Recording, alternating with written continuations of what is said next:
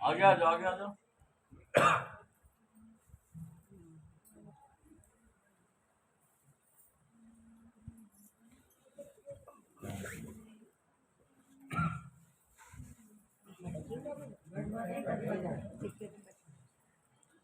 बोलिए प्रेम से श्री सद्गुरु महाराज की जय।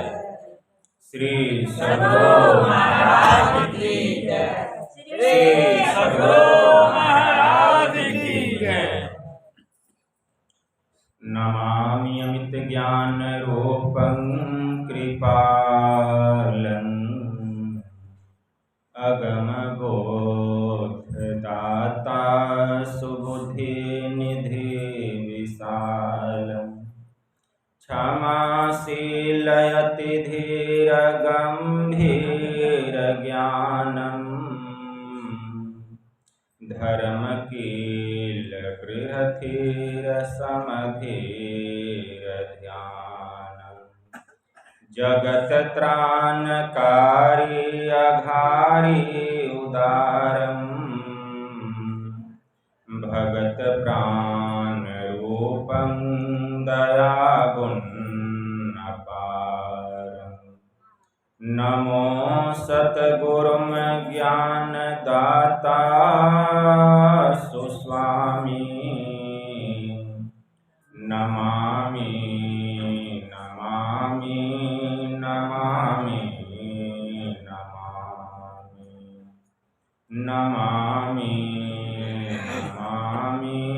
नमामि नमामि। महाराज सद्गुरु है राजन को राजा है जिनकी कृपा से सरय सर्व काजा भने में ही सोई परम गुरु नमामि नमामि नमामि नमामि नमामि नमामि नमामि नमामि नमामि। श्री सद्गुरु महाराज की जय।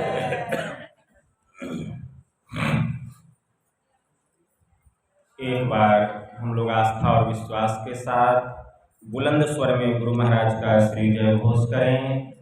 श्री सद्गुरु महाराज की जय। अव्यक्त रूप में परमाराध्य संत सद्गुरु महाराज के पावन कमल चरणों में बारंबार नमन।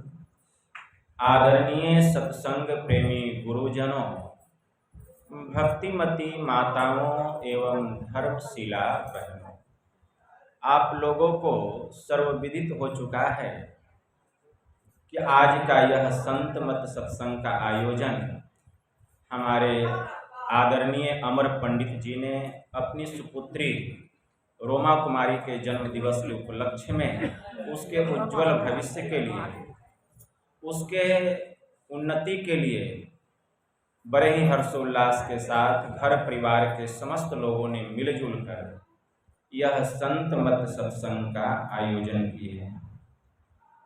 इस संत मत सत्संग के द्वारा ज्ञान योग युक्त एकमात्र ईश्वर भक्ति का संदेश दिया जाता है, उपदेश दिया जाता है। प्रत्येक प्राणी मात्र को बोध कराया जाता है कि ज्ञान क्या है, योग क्या है, भक्ति क्या है, जीव क्या है, माया क्या है, ब्रह्म क्या है। इन सभी रहस्यमय बातों का ज्ञान सत्संग के माध्यम से यह जो जीव अबोध बना हुआ है, सत्संग श्रवण करते करते एक दिन वह सुबोध और परम ज्ञानी हो जाता है।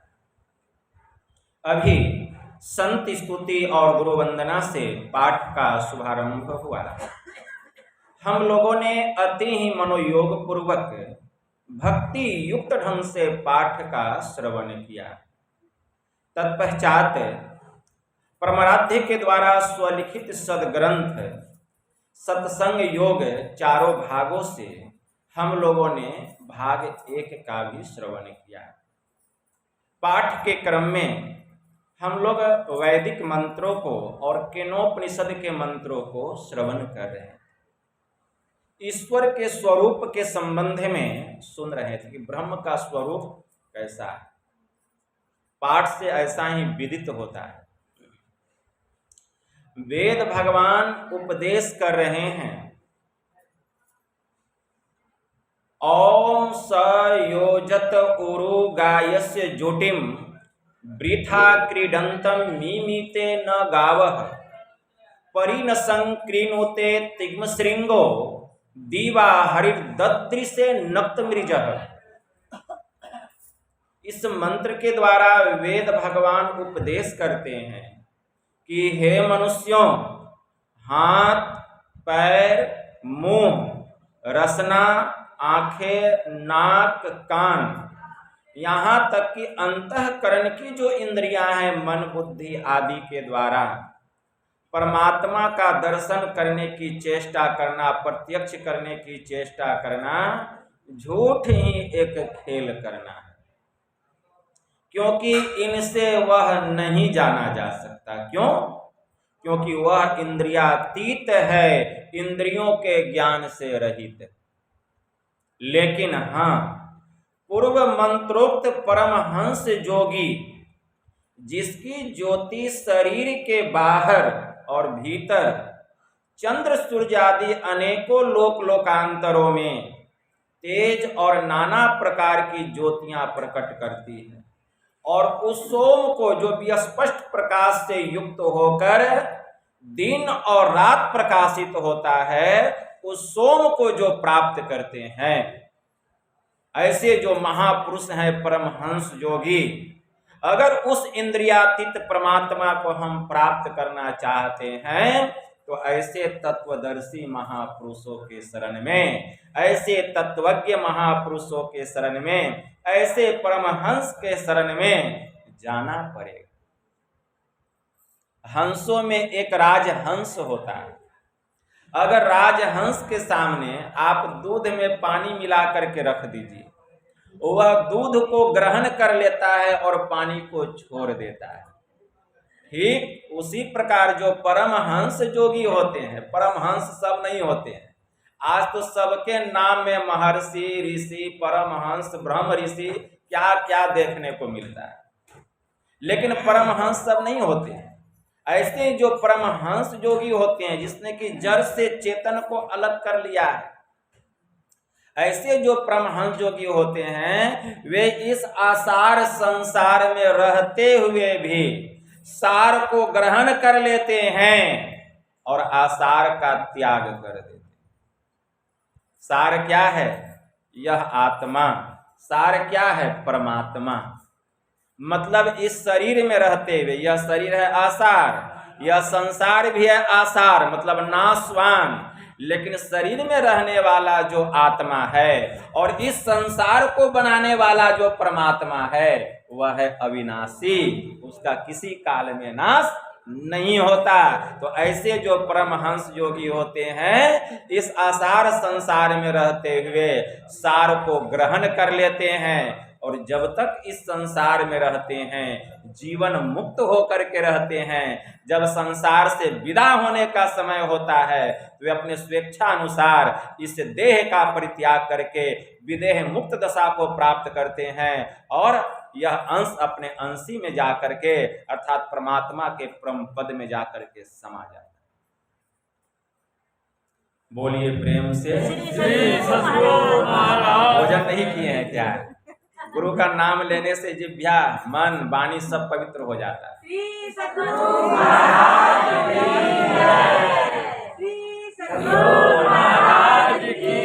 ऐसे वे परमहंस योगी होते हैं, ऐसे वे परमहंस योगी होते हैं, ये मैं कहना चाह रहा था। तो परमहंस सब नहीं होते हैं। परमहंस तो बहुत दूर हो गया, हंस भी बनना मुश्किल है। हंस जो है वह मोती चुंगता है, ठीक है ना, हंस मोती चुंगता है, लेकिन हम लोग हंस भी नहीं हुए हैं तो परमहंस कहाँ से होंगे? ठीक ठीक हंस तो बन जाएं। तो ऐसे तत्वदर्शी महापुरुषों के शरण में जाना पड़ेगा। इसलिए उस सोम रस को प्राप्त करने के लिए, उस अमृत को प्राप्त करने के लिए। वह अमृत क्या है? वह अमृत है परमात्मा का प्रकाश और परमात्मा का शब्द। यही है वह अमृत, मतलब ब्रह्म ज्योति और ब्रह्मनाद, यही है अमृत। ये उस अमृत को प्राप्त किए हुए होते हैं, और जहां वे रहते हैं जिस स्थान पर, वह स्थान तो पवित्र होता ही है। उनके शरीर से जो आभा निकलती है, उनके शरीर से जो तेज निकलता है, उनके शरीर से जो नैसर्गिक निकलता है, वह इस धरती को नहीं, इस भूमंडल को नहीं, बल्कि आकाश में सूर्य चंद्रमा पूरे ब्रह्मांड में अपने तेज से उस ब्रह्मांड को प्रकाशित करता है। उनके भीतर में भी प्रकाश होता है, उनके बाहर में भी प्रकाश होता है, और जो उस प्रकाश में आ जाते हैं, उनके भीतर के जितने षड्विकार हैं, जितने कुविचार हैं, जितनी मानसिक तनाव है, जितने संशय हैं, जितने भ्रम हैं, जितनी जिज्ञासाएं हैं, सबका वे हरण कर लेते। ऐसे होते हैं वे परमहंस योगी। ऐसे महापुरुषों के संबंध में गोस्वामी जी ने मानस में लिखा, बंदौ प्रथम महीसुर चरना, मोह जनित संशय सब हरना। बंदौ प्रथम महीसुर चरना, मतलब सबसे पहले स्वर्गीय देवी देवताओं की वंदना हो चुकी है, गोस्वामी जी कहते हैं, जिसमें गणेश देवता प्रथम पूजे जाते हैं। अब इस भूमंडल पर के देवता की स्तुति की जाती है, वंदना की जाती है। इस भूमंडल के, इस धरती के सबसे बड़े देवता कौन हैं? तो इस धरती के सबसे बड़े देवता हैं महीसुर। महीसुर का मतलब ब्राह्मण, विप्र, इस धरती के सबसे बड़े देवता हैं। इसलिए देखते हैं जब कोई अनुष्ठान लोग कराते हैं तो ब्राह्मण को बुलाते हैं, लेकिन ब्राह्मण को तो बुला लेते हैं, न ब्राह्मण ही चौपाई का ठीक ठीक अर्थ बतलाया, उसका झोला भरना बंद हो जाएगा बताएगा तो। इसलिए संतों ने सोचा कि लोगों के मन का भ्रम ही दूर कर दे, चौपाई तो ठीक ठीक बतलाते हैं। चौपाई का सार क्या है कि ब्राह्मण किसको कहा गया? जन्म से जो ब्राह्मण है, लेकिन उसका आचरण कर्म अगर ब्राह्मण वाला नहीं है, तो मनुस्मृति में उसको ब्राह्मण के पंगत से बाहर कर दिया गया। लेकिन अगर कोई क्षुद्र है और उसके भीतर में ब्राह्मण का गुण है, इस दशा में वह ब्राह्मण है। संत रविदास जाति के चमार थे, लेकिन उच्च कोटि के ब्राह्मण थे, क्योंकि ब्रह्म के ज्ञाता थे। इसीलिए संत चरणदास जी महाराज ने कहा, ब्राह्मण सोई जो ब्रह्म पिछाने, बाहर जाता भीतर आने, पांचों बस करी झूठ न भाखे, दया जनेऊ हृदय राखे, आत्म विद्या पढ़े पढ़ावे, परमात्म का ध्यान लगावे, काम क्रोध मद लोभ न होई, चरणदास कहे ब्राह्मण सोई। तो जिस ब्राह्मण को आप कोई अनुष्ठान करने के लिए बुलाते हैं, तो क्या उसने ब्रह्म को जान लिया है? पहले इसका तहकीकात कर लीजिए, जांच पड़ताल कर लीजिए। कहा गया है पानी पीजिए छानी के और गुरु कीजिए जानी। तो जांच पड़ताल करना पड़ेगा ना कि क्या उन्होंने ब्रह्म को जान लिया है। ब्राह्मण सोई जो ब्रह्म पिछाने, बाहर जाता भीतर आने, मतलब हमारी जो इंद्रियां है, इस इंद्रियों की जो धार है वह बाहर के विषय में फंसी हुई। आंख रूप में फंस गया, रूप क्या है? बाहर का विषय है ना। कान शब्द में फंस गया, नासिका स्वाद में फंस गई, जिह्वा नासिका दुर्गंध सुगंध में फंस गई, जिह्वा स्वाद में फंस गई, और चमड़ा स्पर्श के सुख में फंसा हुआ है। तो बाहर जाता भीतर आने, जो ब्राह्मण होते हैं ब्राह्य विषयों से, इंद्रियों के घाटों में जो चेतन की शक्ति है, चेतन की जो धार है, उस चेतन की धार को समेट करके उसको केंद्र पर केंद्रित करने की विद्या जानते, ऐसे जो ब्राह्मण होते हैं तो वे विद्या जानते हैं। बाहर इंद्रियों की घाटों से चेतन की धार को समेटने की कला जानते हैं। पांचों बस करे, इतना ही नहीं, पांच जो ज्ञान इंद्रियां है वे इन इंद्रियों के अधीन रह करके विषय के भोग में डूबे नहीं रहते, बल्कि इंद्रियां उनके अधीन होती है। जैसे कोई बढ़ई होता है, अपने साथ बहुत सारा औजार रखता है, और जहां जिस औजार की जरूरत पड़ती है काम कर लेता है, औजार झोला में रख लेता है, चल देता है। उसी प्रकार ऐसे जो ब्राह्मण होते हैं, जहां जरूरत पड़ता है ज्ञान का प्रचार करते हैं, ध्यान का प्रचार करते हैं, और फिर वहां से अपने को समेट लेते हैं और अपने भीतर में सुषुम्ना में वे डूबे रहते हैं। तो बाहर जाता भीतर आने, पांचों बस करी झूठ न भाखे, वे झूठ नहीं बोलते हैं। दया जनेऊ हृदय राखे, अपने हृदय में दया रूपी जनेऊ को धारण करते हैं। आत्म विद्या पढ़े पढ़ावे, पढ़ना मतलब कोई चीज को ग्रहण करना, सीखना मतलब वे परमात्मा को पाने के लिए अंतर में ध्यान लगाते हैं, और ध्यान के जब परम प्रकाष्ठा को प्राप्त कर लेते हैं, जब उनको अपना ज्ञान हो जाता है, प्रभु की पहचान हो जाती है, तब पढ़ावे, तब ज्ञान का प्रचार करते हैं। काम क्रोध मद लोभ न होई, वे कामनाओं के, क्रोध के और लोभ के त्यागी होते हैं। काम क्रोध और लोभ उनका स्पर्श भी नहीं कर पाता है। बाबा कबीर साहब ने बड़ा अच्छा कहा, संत कबीर साहब की वाणी में आया, कामी क्रोधी लालची इनसे भक्ति न होए, अब भक्ति करे कोई सूरमा जाति वर्ण कुल खोए, काम क्रोध मद लोभ की जब तक रहे घट में खान, क्या पंडित क्या मूर्खा दोनों एक समान।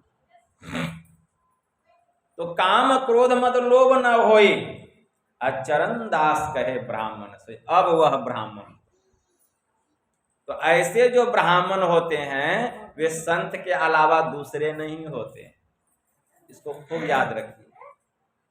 ऐसा ब्राह्मण मिले जो ताको परसो पाए, संत पलटू साहब कहते हैं, अगर ऐसा ब्राह्मण मिल जाए तब उसकी पूजा कीजिए, उसके चरणों में अपने को आत्मसमर्पित कर दीजिए। ऐसा ब्राह्मण मिले जो ताको परसो पाए, ताको परसो पाए ब्रह्म अपने को पावे, भर्म जनेऊ तोरी के प्रेम त्रिसूत बनावे, सब कर्मन को करे कर्म से रहता न्यारा, द्वितीया दई बहाए ब्रह्म का करे विचारा, ज्ञान दिवस में सयन मोह रजनी में जागे, अपार ब्रह्म भगवान ताही घर भिक्षा मांगे, चेतन दई जगाए भ्रम की गांठी खोले, करे गायत्री गुप्त शब्द ब्रह्मांड में बोले, पलटू तजे 18 सहस्त्र ब्रह्म वे जाए, ऐसा ब्राह्मण मिले जो ताको परसो पाए। ऐसे ब्राह्मणों की पूजा करनी चाहिए, ऐसे ब्राह्मणों के चरणों में अपने को आत्मसमर्पित कर देना चाहिए। और हमारे परमाराध्य ने भी कहा, मुक्ति मार्ग जानते साधन करते नित्य, साधन करते नित्य सतचित जग में रहते, दिन दिन अधिक विराग प्रेम सत्संग सो करते, दृढ़ ज्ञान समुझाए बोध दे कुबुद्धि को हरते, संशय दूर भगाए संत मत स्थिर करते, मैं ही ये गुण धर जोई गुरु सोई सतचित, मुक्ति मार्ग जानते साधन करते नित्य। तो ऐसे ब्राह्मण क्या संत के अलावा दूसरे हो सकते हैं? कदापि नहीं। इसीलिए बंदव प्रथम मही सुर चरना, मोह जनित संशय सब हरना। ऐसे जो ब्राह्मण होते हैं उनके शरण में आप चले जाइएगा तो आपके अंदर का जो मोह है, जो अज्ञानताएं हैं, आपके अंदर के जो संशय हैं, जो भ्रम हैं, वे सब को दूर कर देते हैं, दूर कर देते हैं। तो क्या ऐसे ब्राह्मण संत के अलावा, ऐसे विप्र संत के अलावा कोई दूसरा हो सकता है? कदापि नहीं।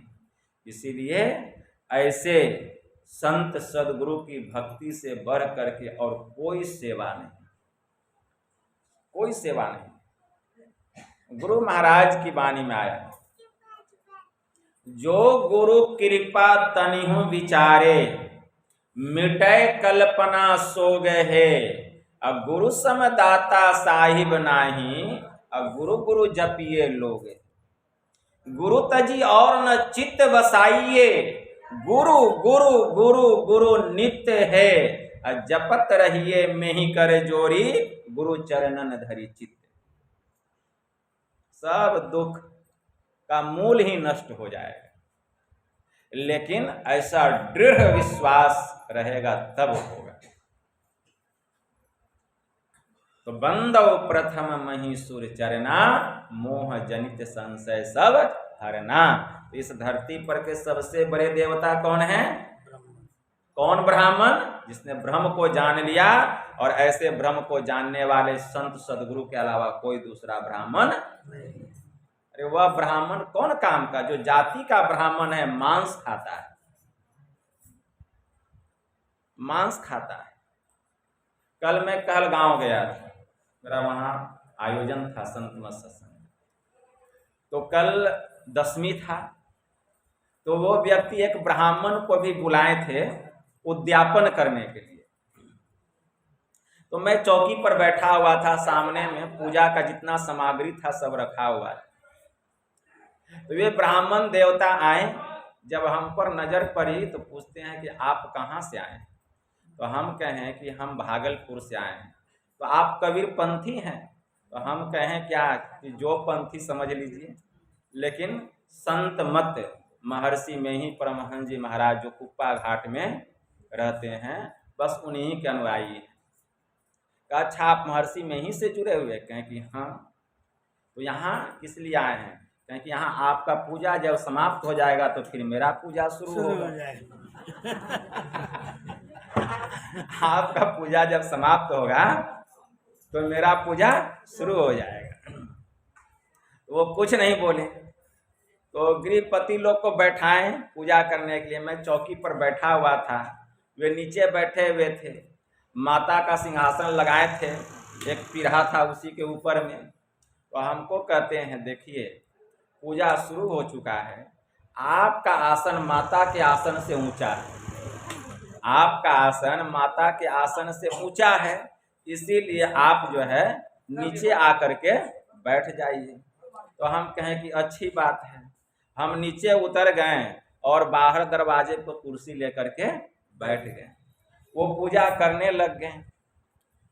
जब उनकी पूजा समाप्त हो गई, जो अपना था पूजा किए, जब पूजा समाप्त हो गई तो मैं उस गृहपति को, जब वे ब्राह्मण देवता चले गए पूजा पाठ करके जो करना, तो मैंने गृहपति को कहा, अच्छा यह बतलाइए कि वह जो ब्राह्मण देवता आए थे जिनसे पूजा करवाएं, क्या वे सात्विक प्रवृत्ति के थे? मैंने उनसे एक ही बात पूछा। तो वो कह रहे हैं कि बाबा आप ही बताइए वो किस प्रवृत्ति के हैं, हम लोगों को उतना क्या ज्ञान है। तो हम कहें कि वे मांस खाते हैं, पता लगा लीजिएगा। तो उनकी पत्नी बोलती है कि हाँ बाबा वे मांस मछली खाते हैं। हाँ, उनकी पत्नी वहीं पर थी, वे मांस मछली खाते हैं। तो हम कहें कि जिसका शरीर ही अपवित्र है वह आपको कहाँ से पवित्र करेगा?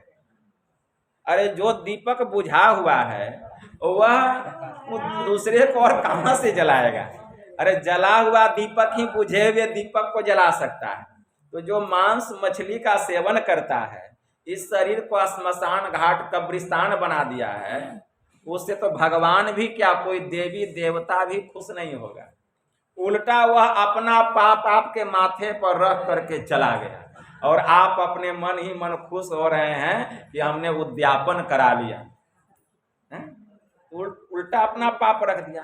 अगर कोई ब्राह्मण को ही बुलाना था तो तो जो सात्विक प्रवृत्ति का ब्राह्मण है, जो मांस मछली नहीं खाता है, मदिरा का पान नहीं करता है, नशीली पदार्थों का सेवन नहीं करता है, ऐसे ब्राह्मण को बुला करके आप उद्यापन करा सकते थे।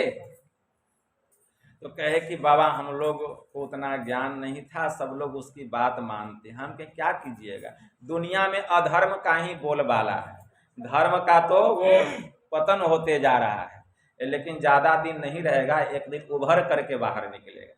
क्योंकि सत्य जो है वह परेशान हो सकता है लेकिन पराजित नहीं हो सकता है।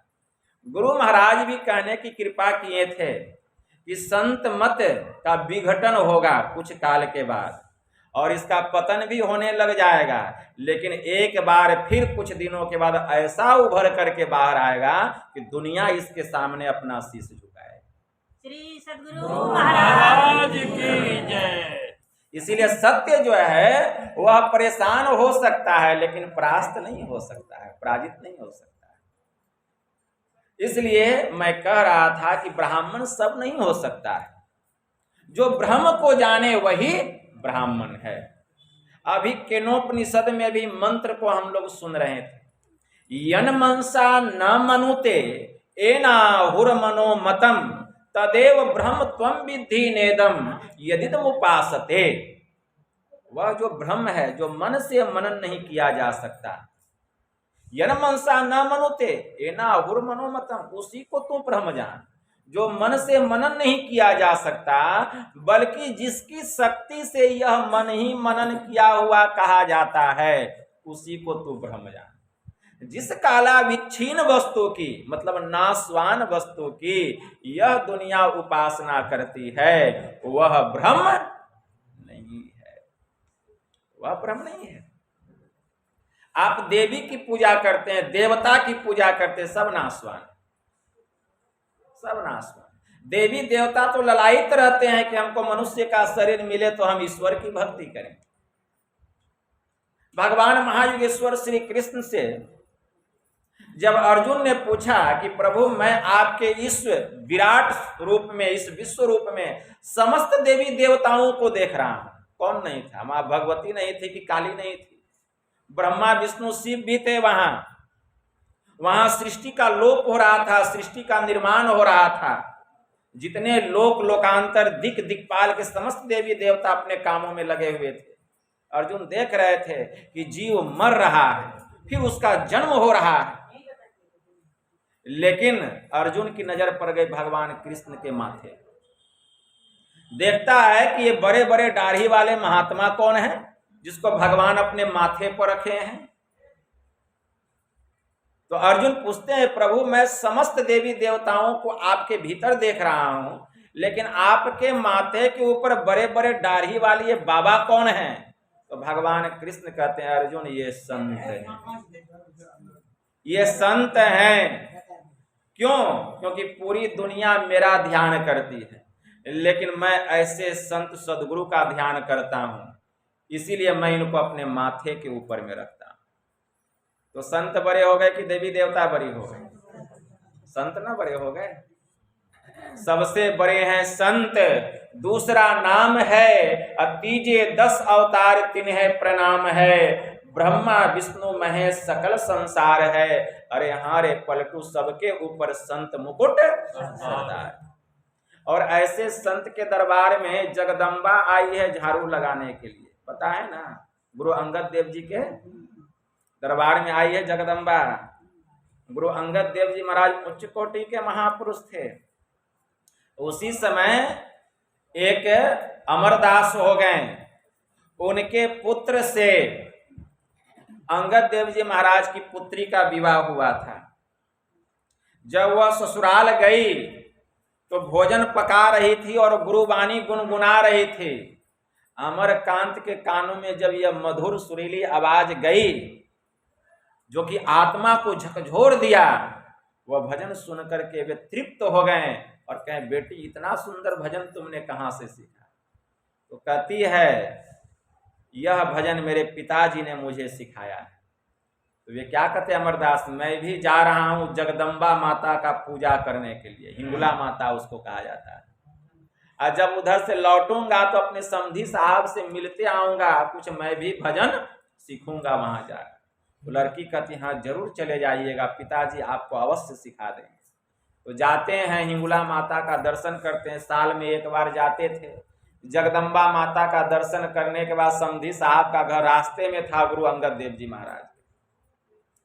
जाते जाते अंधेरी रात हो गई। गुरु अंगद देव जी महाराज को पता चला तो एक कमरा दे दिए, सब व्यवस्था कर दिए भोजन का, विश्राम का।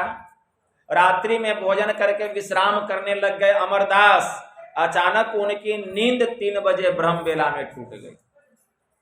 जब नींद टूट गई तो क्या देखते हैं कि घर के आंगन में एक स्त्री है जो झाड़ू लगा रही है, लेकिन वो साधारण स्त्री नहीं लग रही है। उसका पूरा शरीर चांदी के जैसा चमचमा रहा है और उसके शरीर से मणियों का प्रकाश निकल रहा है। वह देखने में कोई स्वर्ग की देवांगना लग रही है। अमरदास को रहा नहीं गया, वे उसके समीप जाते हैं और पूछते हैं कि हे देवी तुम कौन हो, और अभी रात का अंतिम पहर बाकी है, ब्रह्म मुहूर्त का समय है, और इतनी अंधेरी रात में तुम झाड़ू क्यों लगा रही हो। यह सुनकर वह देवांगना कहती है कि पहले यह बतलाओ कि तुम कौन हो और कहां से आ रहे हो। तो अमरदास कहते हैं मेरा नाम अमरदास है और ये मेरे समधी साहब है अंगद देव जी, और मैं हिंगुला माता का दर्शन करके आ रहा हूं। तो वह देवांगना कहती है जिस हिंगुला माता का तुम दर्शन करके आ रहे हो वही मैं जगदम्बा मां अपने स्वरूप में प्रकट हो जाती है।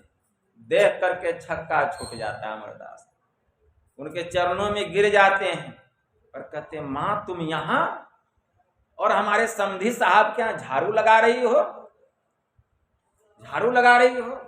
तो क्या कहती है हिंगुला माता, अरे मूर्ख, मैं क्या झाड़ू लगाऊंगी, जिनको तू अपना समधी समझ रहा है ये कोई साधारण पुरुष नहीं है, उच्च कोटि के महापुरुष हैं, संत हैं, और इनके दरबार में स्वर्ग लोक में नंबर लगा हुआ है, पारी लगा हुआ है कि आज कौन झाड़ू लगाए। लक्ष्मी सरस्वती काली सबकी बारी लगी हुई है। वह तो संजोग ऐसा था कि आज मेरी पारी थी और तुझे मेरा दर्शन हो गया। सोचने लगा इतना दिन तक हम हिंगुला माता का पूजा किया, आज तक दर्शन नहीं हुआ, और देखिए यहां दर्शन हुआ। वो कहती है कि अरे तुझे ऐसे महापुरुष के चरणों की धूली मिल जाए तो तेरा तो कल्याण हो जाए, जाओ उनको अपना समधी नहीं उनको अपना गुरु बनाओ। श्री सद्गुरु महाराज के चरणों में गिर जाओ, बड़े दयालु महापुरुष हैं। इतना कहकर माता गायब हो। अब ये दौड़ते हुए क्या जाएंगे, सोचते हैं थोड़ा और आगे बढ़ें। जब आगे बढ़ते तो एक कुआं था, और कुएं पर देखते एक दिव्य पुरुष पानी भर रहा है, उसका भी शरीर एकदम चमचमा रहा है, मणियों का प्रकाश निकल रहा है। पूछते हैं कि हे देव आप कौन हैं, और कुएं से पानी इतना अभी अंतिम पहर बाकी है रात्रि का क्यों निकाल रहे हैं। वे कहते हैं मैं देवराज इंद्र हूं, आज मेरी पारी है शौचालय में पानी रखने की गुरु महाराज के लिए। गुरु महाराज ध्यान पर बैठे हैं, वो ध्यान करके उठेंगे तो पखाना करने जाएंगे, शौच करेंगे, तो पहले से मैं पानी भर के रख रहा हूं, उनके लिए व्यवस्था कर रहा हूं। इतना कह करके इंद्र भी गायब हो गए। अब तो उनको पसीना छूटने लग गया इतना सुनकर। वे दौड़ते दौड़ते अपने समधी साहब के कक्ष में जाते हैं, देखते हैं सचमुच में गुरु अंगद देव जी महाराज बैठकर ध्यान कर रहे हैं। उनका पैर पकड़ लेते हैं, उनका ध्यान टूट जाता है गुरु अंगद देव जी महाराज का। कहते समधी साहब यह आप क्या कर रहे हैं, मैं लड़की वाला आप लड़के वाले, आप मेरा पैर क्यों पकड़ रहे हैं। कहा नहीं नहीं, अब आज से मैं आपका समधी नहीं, अब आज से आप मेरे गुरु और मैं आपका शिष्य, मुझे भी आप ब्रह्म विद्या बतलाइए अजय, अब मैं भी ध्यान करूंगा। तब गुरु अंगद देव जी महाराज वो अपना गुरु बनाए, वे शिष्य बने। तो ऐसे संतों के दरबार में दुर्गा आती है, काली आती है, देवराज इंद्र आते हैं और क्या करते हैं, झाड़ू लगाती है, पानी भरती है। कोटि है विष्णु, कोटि शिव जहां खड़े हैं, और कोटि ब्रह्मा जहां कहे बानी, कोटि देवी जहां खड़ी है चेरियां, कोटि फन सहस मरम न जानी, अब कोटि आकाश पतालहु कोटि, अब कोटि ब्रह्मांड सो कोटि ज्ञानी, दास पलटू कहे बड़े दरबार में, इंद्र है कोटि करोड़ों इंद्र जहां भरे पानी। ये लोग पानी भरते हैं और आप संत महात्माओं को कहते हैं कि आप ही का आसन ऊंचा हो गया। ये कैसी विडंबना है, ज्ञान के अभाव में ऐसा कहते हैं। इसलिए संत से बड़े और कोई नहीं हो सकते, लेकिन एक मुख्य बात है कि वह संत होना चाहिए। ठीक है ना, संत होना चाहिए, संत का गुण उसमें होना चाहिए, स्वभाव होना चाहिए, लक्षण होना चाहिए, क्योंकि संत भी सब नहीं होते। ठीक है ना, अगर किसी गदहा को अगर मनुष्य का खोल पहना दिया जाए तो वह गदहा मनुष्य नहीं हो जाता है। उसी तरह हम लोग मनुष्य का खोल पहने हुए, लेकिन भीतर से सब गदहा है, भेड़ है, बकरी है, बकरा है। जब तक मानवता नहीं आएगी मनुष्य कहां से बनेंगे। तो संत बनना तो बहुत दूर की बात है, पहले मनुष्य तो बन जाएं, पहले ठीक ठीक मनुष्य बन जाएं। मनुष्य किसको कहा गया है? मनुष्य उसी को कहा गया है जो अपने सुख के लिए किसी को दुख नहीं देता है। एक सेंटेंस में समझ जाइए, अगर हमसे किसी को दुख हो जाए तो हम मनुष्य कैसा? जो अपने सुख के लिए किसी को दुख नहीं देता है वह है मनुष्य, वह है मानव। और जो किसी को दुख देकर स्वयं सुखी होना चाहता है वह मानव नहीं, तब तो वह दानव। देखते हैं दानव दूसरे को दुख दे करके अपने खुश होने की अपेक्षा करते हैं। बहुत ऐसे भी मनुष्य हैं जो बकरी को काट करके उसका भक्षण करते हैं। मुर्गा, मुर्गी, गधा, गाय, बकरा, बकरी क्या नहीं खाते हैं काट काट करके। तो किसी को दुख दे करके, जान मार करके, उसकी हत्या करके और उसके मांस का हम भक्षण करते हैं। यह मानव का स्वभाव है। हमसे बड़ा दानव कौन होगा? हमसे बड़ा दानव कौन होगा? वह मनुष्य नहीं हो सकता, वह है दानव। तो पहले अपने को मनुष्य बनाइए। आपका शरीर मनुष्य का है, लेकिन आपके भीतर में पशुता छिपी हुई, स्वभाव पशु का है। तो ये स्वभाव कैसे समाप्त होगा? तो एक संत हो गए, संत दादू दयाल जी महाराज। उनकी वाणी में आया, सदगुरु पशु मानुष करे, अब मानुष थे सिद्ध सोई, दादू सिद्ध थे देवता, देव निरंजन होई। जो संत होते हैं, जो सदगुरु होते हैं, अगर हम उनके शरण में चले जाएं, सब जाते हैं जिसके पास पुण्य की पूंजी होती है। संतों के शरण में सब नहीं जाते हैं, सत्संग सबको नहीं मिलता। जिसके पास पुण्य का पुंज होता है, गिरिजा संत समागम सम न लाभ कछुआन, बिनु हरि कृपा न होई सो गावही वेद पुराण। तो हरि की कृपा किस पर होगी? जिसके पास पुण्य की पूंजी होगी।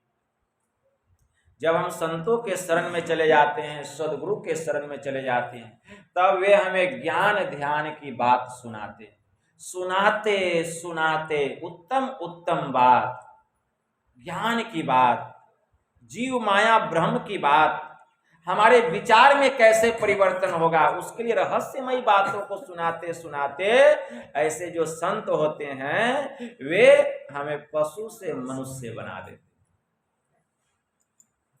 मतलब जो हम मांस मछली खाते थे अब बंद, अब मांस मछली नहीं चलेगा, अंडा नहीं चलेगा। घर के परिजन लोग भी सोचते थे क्या बात है, पहले मछली के बिना खाता नहीं था, शराब के बिना सोता नहीं था, अंडा तो रोज का, संडे हो या मंडे रोज खाओ अंडे। लेकिन अब क्या बात है, इतनी नफरत होती है कि अगर कहीं बन रहा है तो लगता है वोमिटिंग हो जाएगा, उल्टी हो जाएगा। कैसे यह परिवर्तन हो गया आपके मन में? तो यह गुरु की कृपा से, उनके उपदेशों को सुनते सुनते हो गया। तो सदगुरु पशु मानुष करे, जो संत सदगुरु होते हैं वे हमें पहले पशु से मनुष्य बना देते हैं। तब हमारे भीतर में हिंसा की नहीं अहिंसा का भाव जागृत हो जाता है, जागृत हो जाता है। और जब देखते हैं कि हम ठीक ठीक मनुष्य बन गए, तब वे अपने पास बुलाते हैं और कहते हैं जाओ स्नान करके फूल की माला प्रसाद लेके आओ। वे हमें भजन भेद बतला देते हैं। अब भजन भेद लेकर के जब हम जप ध्यान करने लगते हैं, मनोयोग पूर्वक करने लगते हैं, उस सिद्धि की प्राप्ति हो जाती है। तो हम मनुष्य से सिद्ध बन जाते हैं, सिद्ध बन जाते हैं। मानुष ते सिद्ध सोई दादु सिद्ध ते देवता। और जब मनोयोग पूर्वक दृष्टि योग की साधना करते हैं, दृष्टि की दोनों धार जब आज्ञा चक्र 10वें द्वार में जाकर के जुट जाती है, वह द्वार खुलता है बहिष्ठ का द्वार, स्वर्ग का द्वार, दरवाजा फाटक खुल जाता है। और हम स्वर्ग के द्वार में जब प्रवेश करते हैं तो हम सिद्ध से देवता बन जाते। सिद्ध से क्या बन गए? देवता। स्वर्ग में जो गया देवता बन गया। दादु सिद्ध ते देवता देव निरंजन होई। फिर बुलाते हैं, सामने बैठाते हैं और सुरत शब्द योग का भेद बतलाते। और सुरत शब्द योग का भेद जानकर जब हम नाद की उपासना करते हैं, ध्यान लगाते हैं ब्रह्मांड में, तब परमात्मा के उस सार शब्द को जब सुनते हैं, अनुभूति होती है, तो यह जीव सीधा ब्रह्म बन जाता है, ब्रह्म बन जाता है। देव निरंजन होई। तो गुरु क्या नहीं करते। बहुत लोगों का ऐसा कथन है कि गुरु तो केवल मार्गदर्शक होते हैं, वे रास्ता दिखा दिए हैं, चलना हमको ही है। अरे ऐसा भौतिक गुरु हो सकते हैं, लेकिन आध्यात्मिक गुरु ऐसे नहीं होते, वे नहीं होते। तो वे कैसे होते हैं? वे रास्ता ही नहीं दिखाते हैं, उस रास्ते में घुसाते हैं, ठीक है ना। हमसे ध्यान करवाते हैं, आत्मा में विचरण कराते हैं, फिर ब्रह्म का चिंतन कराते हैं, इस आत्मा को परमात्मा में मिलाते। संत दादू दयाल जी महाराज के एक परम शिष्य हो गए संत सुंदर दास जी महाराज। उनकी वाणी में आया, साचो उपदेश देत भली भांति सीख देत, समता सुबुद्धि देत कुमति हरतु है, मार्ग बतलाई देत भावहु भक्ति देत, प्रेम को प्रतीति देत अभरा भरतु। अरे ज्ञान देत, ध्यान देत, आत्म विचार देत, ब्रह्म को बतलाई देत, ब्रह्म में चरतु। सुंदर कहे जग संत कछु लेत नाही, असंत जन तो निसी दिन सब कुछ देवहु करतु है। कुछ नहीं, संत दादू दयाल जी महाराज ने कहा कुछ देवहु करतु, कुछ नहीं सब कुछ देवहु करतु। ऐसे होते हैं संत सदगुरु। इसीलिए जिनके पास गुरु है उनके पास अभाव क्या का हो सकता है। खाली मन होना चाहिए, पवित्र पाक साफ शुद्ध हृदय होना चाहिए। तो आपके हृदय में ऐसी पवित्रता कब आएगी, ऐसी भावना कब आएगी, जबकि आप सत्संग करेंगे। सत्संग करते करते आप सदाचारी बन जाएंगे। अध्यात्म ज्ञान और सदाचार दोनों का अन्योन्य आश्रय संबंध है। ईश्वर की भक्ति और सदाचार में क्यू और यू के जैसा संबंध है। जैसे क्यू से कोई यू को अलग नहीं कर सकता, वैसे ही ईश्वर की भक्ति से कोई सदाचार को अलग नहीं कर सकता। जो ईश्वर का भक्त होगा वह सदाचारी होगा, और जो सदाचारी होगा वह ईश्वर का भक्त होगा। ठीक है ना? क्यों? क्योंकि वासना और उपासना दोनों एक जगह नहीं रह सकती। जब तक वासना हटेगी नहीं, उपासना होगी नहीं। कोई कहे कि हम पाप भी करेंगे और ध्यान भी करेंगे, तो ध्यान करेंगे तो पाप कट जाएगा, ध्यान किए फिर पाप किए। तो हमारे हजूर साहब कहते थे पाप करने वाले से ध्यान नहीं होता है और ध्यान करने वाले से पाप नहीं होता है। जहां काम तहां राम नहीं, और जहां राम नहीं काम, और दोनों कबहू न मिले, तुलसी कबहू न मिले, रवि रजनी एक ठाम। ठीक है ना? कि जहां राम है वहां काम नहीं है, वहां वासना नहीं रह सकती, किसी प्रकार की कामना नहीं। और जहां काम नहीं राम, और जहां कामना है वासना, वहां से राम कोसों दूर है। तुलसी कबहू न मिले, रवि रजनी एक ठाम। गोस्वामी जी कहते हैं क्या दिन और रात एक साथ रहता है? देखिए अभी दिन है तो रात है, और रात हो जाएगा तो दिन रहेगा, तो काम और राम दोनों एक साथ कैसे रहेगा? ठीक है ना? इसीलिए यह ख्याली पुलाव मन ही मन नहीं पकाना चाहिए। प्रयास करना चाहिए कि जब हम ध्यान सत्संग करें तो कामना रहित होकर के करें, वासना रहित होकर के करें, और मन में यह फिर ख्याल नहीं लाए कि हमसे कोई पाप हो। यह नहीं कि ध्यान किया पाप कर लेते हैं, बहुत पुण्य जमा हो गया होगा, ये सब ख्याल मन में नहीं लाना चाहिए। तो इस तरह सत्संग सुनते सुनते हमारा मन पवित्र होता है, और जब मन पवित्र होता है तो पवित्र मन से पवित्र कार्य होता है। जब हमारा मन ही पवित्र नहीं रहेगा तो कोई काम पवित्र कैसे होगा? लेकिन मन पवित्र कहाँ होगा? प्रश्न तो यहाँ सूचक चिन्ह लगा हुआ है। मन पवित्र कहाँ होता है? मन की पवित्रता कहाँ होती है? अभी हमारा मन पवित्र नहीं है। जब तक हमारा मन पिंड में रहेगा यह मन अपवित्र रहेगा, और इस मन से भूल होगा, भ्रम होगा। सत्संग में आए हैं तो सत्य बोलेंगे, संसार में चले गए तो झूठ बोलेंगे, झूठ भी बोलेंगे सत्य भी बोलेंगे, बार बार बोलेंगे। ठीक है ना? संत राधा स्वामी जी महाराज की वाणी में आया, सखी क्यों देर लगाई, चटक चढ़ो नव द्वार, इस नगरी में तिमिर समाना, भूल भरम हर बार, अब खोज करो अंतर उजियारी, छोड़ चलो नौ द्वार। जब तक नौ द्वार में रहेंगे झूठ भी बोलेंगे, सत्य भी बोलेंगे, पाप भी होगा, पुण्य भी होगा। ठीक है ना? यह मन पूरा पवित्र होने वाला नहीं। मन की पवित्रता कहाँ होती है? मन गुरु के चरणों में समर्पित कब होता है? संत कबीर साहब की वाणी में आया, तन मन दिया तो क्या दिया, निज मन दिया न जाए, कहे कबीरवा दास से कैसे मन पतियाए। तन मन मतलब जो मन अभी इस शरीर में है, इसको समर्पित करने से क्या दिया? कुछ भी नहीं दिया। ठीक है ना? उस भक्त से कभी भी मन पतिया नहीं सकता, उस भक्त पर विश्वास नहीं हो सकता। इसके लिए निज मन देना पड़ेगा। जो अपना निज मन गुरु के चरणों में समर्पित करता है उसी पर विश्वास किया जा सकता है। निज मन किसको कहा गया? ब्रह्मांडी मन।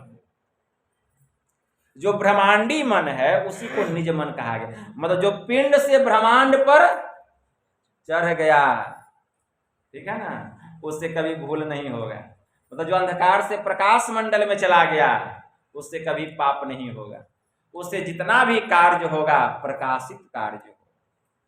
इसलिए पहले अपने को ऐसा बनाइए, अपने को ऐसा बनाना पड़ेगा, इस मन को पवित्र करना पड़ेगा। ठीक है ना?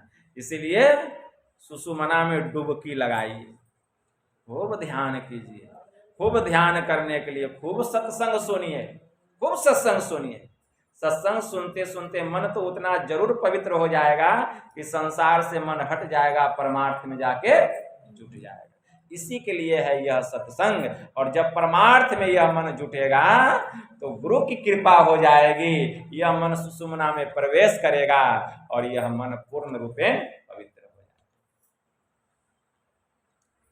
जाएगा। यही उपाय है और कोई दूसरा उपाय नहीं। इसीलिए उपनिषद में मंत्र आया, यन मनसा न मनोते एना हुर मनोमतम तदेव ब्रह्म त्वं विद्धि नेदम यदि मुपासते। जो मन से मनन नहीं किया जा सकता बल्कि जिसकी शक्ति से यह मन मनन किया हुआ कहा जाता है उसी को तो ब्रह्म जान। जिस कालाभिक्षीण वस्तु की यह लोक उपासना करती है वह ब्रह्म नहीं। वह ब्रह्म कैसा है? एक बड़े उच्च कोटि के महापुरुष हो गए, महर्षि उद्यालक। उनके एक पुत्र थे, उसका नाम था श्वेत केतु। श्वेत केतु एक बार अपने पिता के पास गया और पिता के पास जाकर के जिज्ञासा किया, पिताजी मैं जानना चाहता हूं वह ब्रह्म कैसा। उनके पिताश्री ने कहा, प्रिय वत्स, आंख जिसे देख नहीं सकती, कान जिसे सुन नहीं सकता, मन के द्वारा जिसका मनन नहीं किया जा सकता, बुद्धि जिसका निर्णय नहीं कर सकती, उसी को तुम ब्रह्म जान। बालक बड़ा चतुर था, विद्वान बालक था। वह कहता, पिताश्री, आंख जिसे देख नहीं सकती, कान जिसको सुन नहीं सकता, मन के द्वारा जिसका मनन नहीं किया जा सकता, अब बुद्धि जिसके बारे में कुछ निर्णय नहीं कर सकती, तब इसका मतलब है कि उसका अस्तित्व कैसा, उसकी स्थिति कैसे मानी जाए। उनके पिताश्री ने कहा, प्रिय वत्स, इस संसार में बहुत सी ऐसी वस्तुएं हैं जो कि किसी भी इंद्रियों के द्वारा ग्रहण नहीं किया जा सकता, लेकिन फिर भी उसकी स्थिति, उसका अस्तित्व है। जैसे 5 ज्ञानेंद्रियां है और 5 ज्ञानेंद्रियों का पंच विषय, रूप का विषय है, आंख का विषय है रूप, कान का विषय है शब्द। लेकिन प्रिय वत्स, अगर तुमको कहा जाए कि आंख बंद करके रूप को ग्रहण कर लो, तो क्या तुम ग्रहण कर सकोगे? वह बालक कहता, पिताश्री आपका कहना तो बिल्कुल सत्य है कि आंख बंद करके रूप को ग्रहण नहीं किया जा सकता, लेकिन आंख के द्वारा तो ग्रहण किया जा सकता है। आंख के द्वारा तो ग्रहण किया जा सकता है, लेकिन आपने तो कहा वह ब्रह्म ऐसा है कि किसी भी इंद्रियों के द्वारा ग्रहण नहीं किया जा सकता। तो उनके पिताश्री फिर कहते हैं, पंच विषयों में एक रूप ही ऐसा विषय है जिसको आंख से ग्रहण कर सकते हो, लेकिन क्या अन्य 4 विषय को आंख से ग्रहण कर सकते हो? तो बतला दो। वह बालक बड़ा विद्वान था, कहा, पिताश्री आपका कहना बिल्कुल सत्य है कि पंच विषय में एक रूप ही ऐसा है जिसको आंख से ग्रहण कर सकते हैं, लेकिन आंख से और जो 4 विषय है, रस, गंध, स्पर्श और शब्द, क्या इसको आंख से ग्रहण कर सकते हैं? नहीं कर सकते। लेकिन पिताश्री इन 4 विषय को ग्रहण करने के लिए और भी 4 ज्ञानेंद्रियां हैं, कान से शब्द, नासिका से गंध, जिह्वा से स्वाद, चमड़ा से स्पर्श। लेकिन आपने तो कहा वह ब्रह्म ऐसा है कि उसको किसी भी इंद्रियों के द्वारा ग्रहण नहीं किया जा सकता। उनके पिताश्री ने कहा, अच्छा बेटा, जाओ, सामने में बरगद का एक पेड़ है, उसका एक फल लेकर के आओ, अभी बताता। वह बालक दौड़ता हुआ गया, एक फल लेकर के आ गया। उनके पिताश्री ने कहा, इस फल को तोड़ो। तो तोड़ा तो उसमें से बहुत सारे दाने निकले, छोटे छोटे दाने। उनके पिताश्री ने कहा, इसमें से एक दाना निकालकर उसको भी फोड़ो। जब उसको फोड़ा तो उसे 2 दाल निकले। उनके पिताश्री ने कहा, प्रिय वत्स, इन 2 दालों के बीच में क्या है? वह बालक कहता, पिताश्री, इन 2 दालों के बीच में तो कुछ भी नहीं है। उनके पिताश्री ने कहा, बेटा, यह तुम कैसी बात करते हो? इन 2 दालों के बीच में कुछ नहीं है तो इतना बड़ा बरगद का पेड़ कैसे हो गया? वह इन्हीं दो दालों के बीच से निकला था अंकुर बन करके। इन दो दालों के बीच कुछ जरूर है, तब तो अंकुर निकलता है बेटा। वह अव्यक्त होने के कारण, सूक्ष्म होने के कारण इस नगण्य आंखों से दिखाई नहीं दे रहा है। तो तुम क्या कहोगे, इसका अस्तित्व नहीं है? अगर अस्तित्व नहीं है तो अंकुर कैसे निकला इससे? अब उसकी बुद्धि में कुछ बात धंसा, कुछ बात धंसा। बात तो सत्य है, क्योंकि इन्हीं दो दालों के बीच से अंकुर निकलता है। अगर कुछ नहीं रहता तो अंकुर कैसे निकलता है? तो वह सूक्ष्म होने के कारण दिखाई नहीं दे रहा है। उस बच्चे को ज्ञान हुआ, इसका मतलब वह जो परमात्मा है वह अप्राप्य है।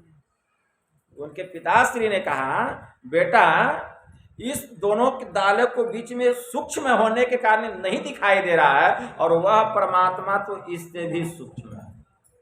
वह इस आंख से कैसे दिखाई देगा?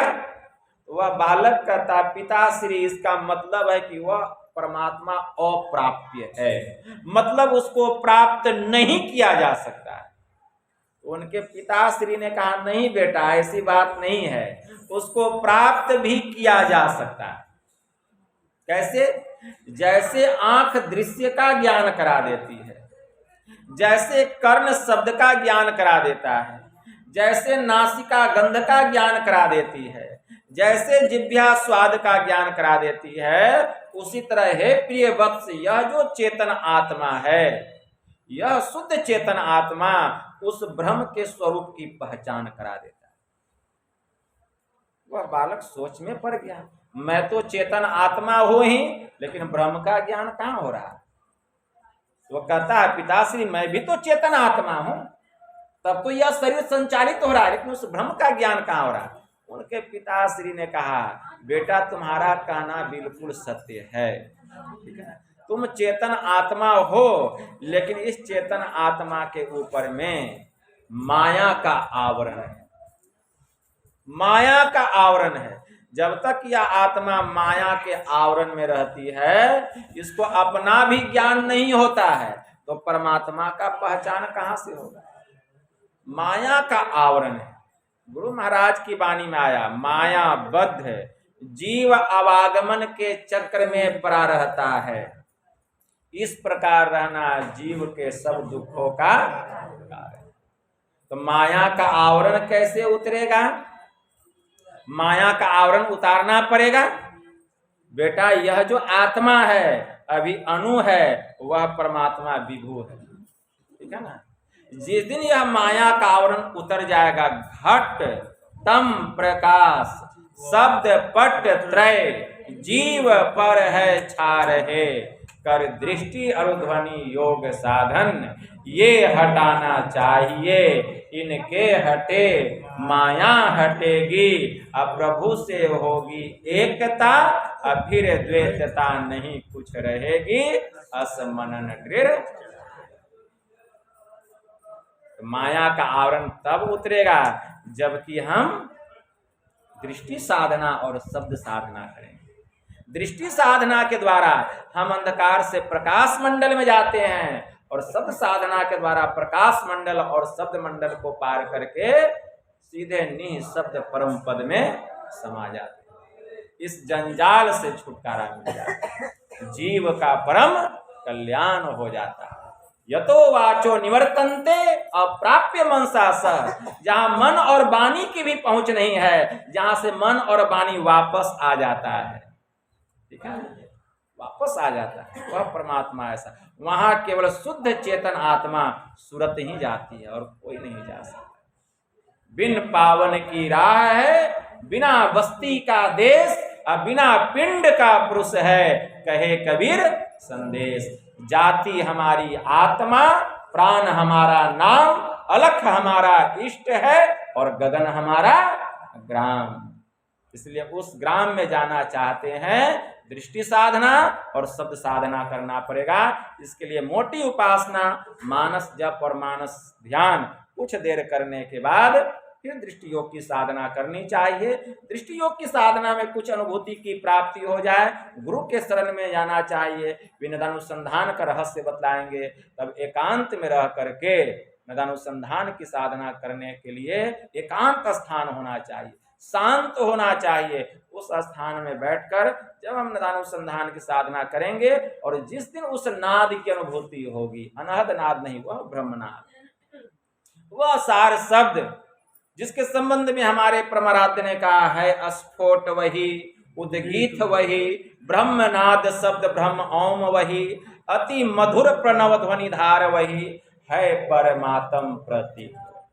प्रभु का ध्वन्यात्मक नाम वही है, सार शब्द सत शब्द वही है, सत चेतन अव्यक्त वही, व्यक्तों में व्यापक नाम वही है, सर्वव्यापिनी ध्वनि राम वही, सर्व कर सक हरि कृष्ण नाम वही है, परम प्रचंडिनी शक्ति वही है, शिव शंकर हर नाम वही, पुनि राम नाम है अगुण वही है, अकथ अगम पूर्ण काम वही, स्वर व्यंजन रहिता घोष वही, चेतन ध्वनि सिंधु अदोष वही है, एक ओम सतनाम वही, ऋषि सेवित प्रभु का नाम वही, मुनि सेवित गुरु का नाम वही, भजो ओम ओम प्रभु नाम यही, अब भजो ओम ओम में ही नाम। यह तो प्रतीक के रूप में बतलाया गया, लेकिन इसका उच्चारण नहीं किया जा सकता है। जिस दिन उस ओम शब्द की अनुभूति होगी, यह सूरत सीधे परमात्मा में जाकर के समा जाएगा, सब प्रकार के दुख से छूट जाएंगे, जीव का कल्याण हो जाएगा।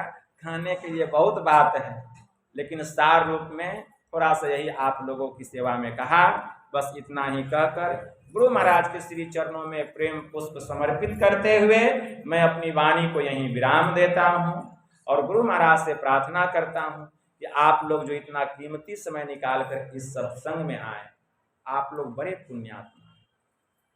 अगर आप नहीं आते तो यह ज्ञान हम किनको सुनाते। इसलिए गुरु महाराज से आप लोगों के लिए प्रार्थना है कि आपके मन की जो कामनाएं हैं गुरु महाराज उसको पूरा करे और ध्यान साधना में आप लोगों की उन्नति हो। हमारे अमर पंडित जी ने बड़ा ही अच्छा कार्य किए। यह ज्ञान यज्ञ के द्वारा अपनी सुपुत्री रोमा कुमारी का यह जन्म दिवस सार्थक किए। मैं गुरु महाराज का आशीर्वाद उस बच्ची को देता हूँ, उसका भविष्य उज्जवल हो, इस घर परिवार के जितने सदस्य हैं उनका जीवन उज्जवल हो और आर्थिक रूप में भी उन्नति हो, आध्यात्मिक रूप में भी उन्नति हो। बोलिए प्रेम से श्री सद्गुरु।